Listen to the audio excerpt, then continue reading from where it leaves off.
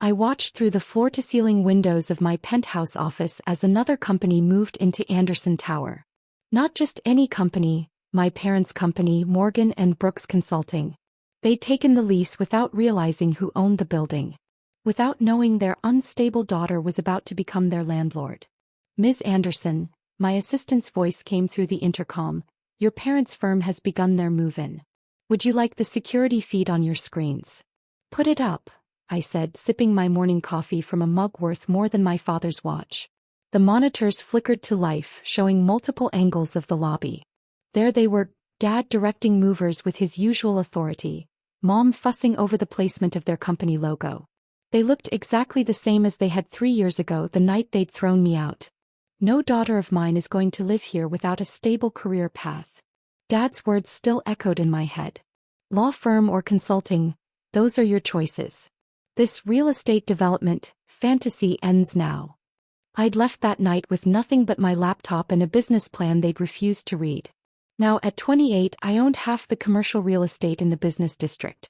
Anderson Industries had become the fastest-growing property development company in the city, though I'd kept my identity as CEO carefully hidden. "The lease documents they signed," I asked my assistant, "did they notice the owner's name?" "No, Ms. Anderson. They dealt with our shell company. As far as they know, they're renting from Global Properties Management." I smiled, remembering how many times they'd bragged about Morgan and Brooks moving to the prestigious Anderson Tower. If only they knew the building carried my name, not because I'd taken my father's legacy, but because I'd built my own. My phone buzzed, a text from my sister. "Mom and Dad are so excited about the new office. They keep talking about how it proves they were right to push us toward real careers." I didn't respond. Jennifer had chosen the path they wanted, straight to law school, straight to a corporate firm, straight to the life they'd planned. I'd chosen to be unstable. "Ms. Anderson," my assistant called again, "your father is asking to meet with the building owner. He wants to discuss some premium upgrades to their floor."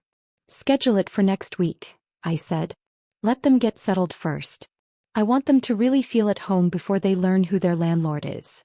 I turned to the wall of awards behind my desk. Developer of the Year, 30 under 30, Real Estate Visionary.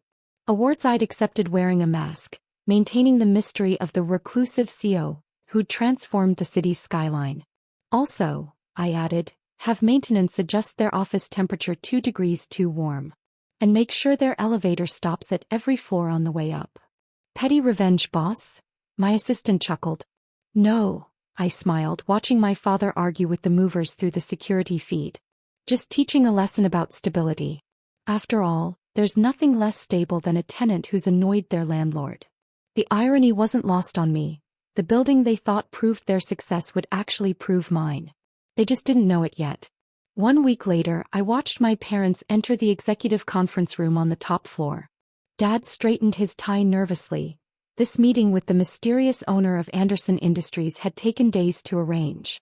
"They're complaining about the temperature again," my assistant reported, hiding a smile. "And Mr. Morgan seems particularly upset about the elevator stopping at every floor." "How tragic," I murmured, adjusting my designer suit. 3 years ago I'd left their house in jeans and a hoodie. Today I was wearing an outfit that cost more than their first month's rent. "Ready?" my assistant asked. I nodded, watching through the one-way glass as Mom fidgeted with her phone, probably updating her country club friends about meeting the prestigious building owner. The conference room door opened. "Mr. and Mrs. Morgan? The owner will see you now." I walked in, heels clicking against marble, enjoying the moment their expressions shifted from professional anticipation to shocked recognition. "Hello, Mom, Dad," I said calmly, taking my seat at the head of the table. "I believe you wanted to discuss some building upgrades?" Mom's hand flew to her throat. Dad's face went through several shades of red. "Sarah," he finally managed. "What are you doing here?" "I own here," I replied simply. "Anderson Industries, Anderson Tower, Anderson Development Group, all mine. Though I'm surprised you didn't notice the name. You were so proud of moving into prestigious Anderson Tower." "This is impossible," Mom whispered. You were just playing with real estate ideas." "No, Mother. I was building an empire while you were building walls around your definition of success." I opened a folder. Now about those upgrades you wanted to discuss. Wait, Dad interrupted, his business facade cracking. You're our landlord? I'm everyone's landlord.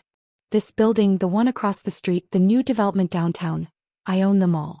Remember when you said I needed a stable career? Well, I have one. I stabilize billion-dollar properties. Mom was frantically texting, probably trying to verify my claims. But the mysterious CEO of Anderson Industries, the masks at award ceremonies, was me. Is me. I smiled. Surprise. Why didn't you tell us? Dad demanded, his voice rising. Tell you. I laughed. Like you told me to get out? Like you told me real estate development wasn't a real career? Or like you told everyone I was having a quarter-life crisis when I refused to join your consulting firm? The silence was heavy.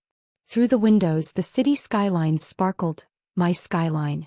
About your office complaints, I continued professionally. The temperature issues and elevator stops?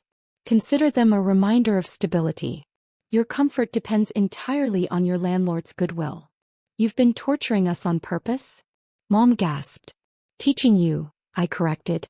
Like you tried to teach me about real careers. How does it feel to be on the other side of someone else's definition of proper behavior? Dad stood up suddenly. This is ridiculous. We're your parents. No, I said quietly. You're my tenants. And your lease has some very interesting clauses about respect for building management. I pressed a button and my assistant entered with a stack of documents. Now, I smiled, shall we discuss those upgrades you wanted? I believe you mentioned premium carpeting. That will require a significant rent increase, of course. The rent increase will be 40%, I said, sliding the papers across the table. Unless, of course, you'd prefer to relocate. Though you might find that difficult. Difficult? Dad's voice cracked. Why? Because I own every A-class office building in the business district. And my acquisition of the B-class properties closes next week. I pulled up a map on the conference room screen showing my properties in red. The business district looked like it was bleeding. Mom had stopped texting, her phone forgotten as she stared at the empire her unstable daughter had built. You can't do this, she whispered. We're family. Family. I stood up, walking to the window. 3 years ago I sat at your dinner table with a business plan. A vision for transforming this city's real estate market. You didn't just dismiss it, you gave me an ultimatum. Get a real job or get out. We were trying to protect you, Dad protested. No, you were trying to control me. To force me into your tiny box of acceptable careers. I turned back to them. Do you know what happened the night you kicked me out? They stayed silent. I slept in my car in this building's construction site. I was supervising the foundation work and I swore that one day I'd build something so big you couldn't ignore it. Something that would make you question every assumption you'd ever made about success. The mysterious so everyone's been talking about, Mom said quietly. The one who never shows her face. Was the daughter you called unstable.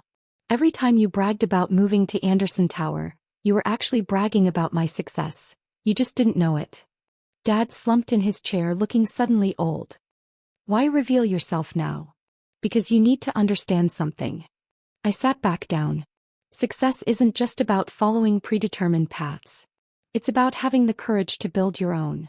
I pressed the intercom. Send in the packages.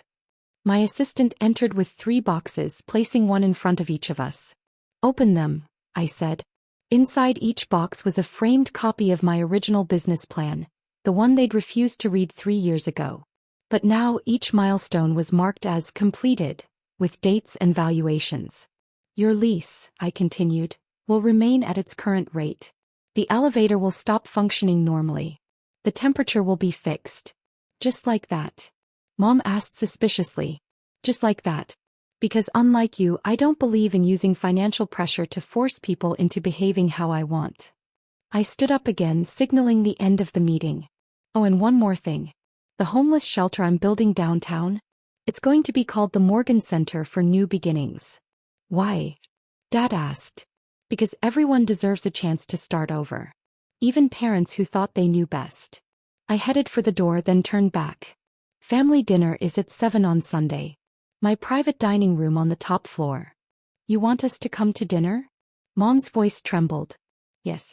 Because success isn't just about proving people wrong. Sometimes it's about being strong enough to show them how to be right. As they gathered their things looking shell-shocked, I added one final touch. And Mom, you can tell your country club friends that your daughter isn't unstable anymore. She's just unbelievably successful. In my private office, I watched them leave through the security feeds.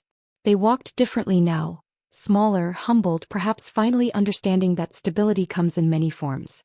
My phone buzzed with a text from my sister. Mom just told me everything. Why didn't you tell me? I typed back, come to dinner Sunday. I'll show you what being unstable really looks like. Bring your law firm's lease, I own their building too. Sometimes the best revenge isn't about punishment. It's about showing people that their greatest fears about your future were actually the foundation of your greatest success. And sometimes, just sometimes, it's about making the elevator stop at every single floor.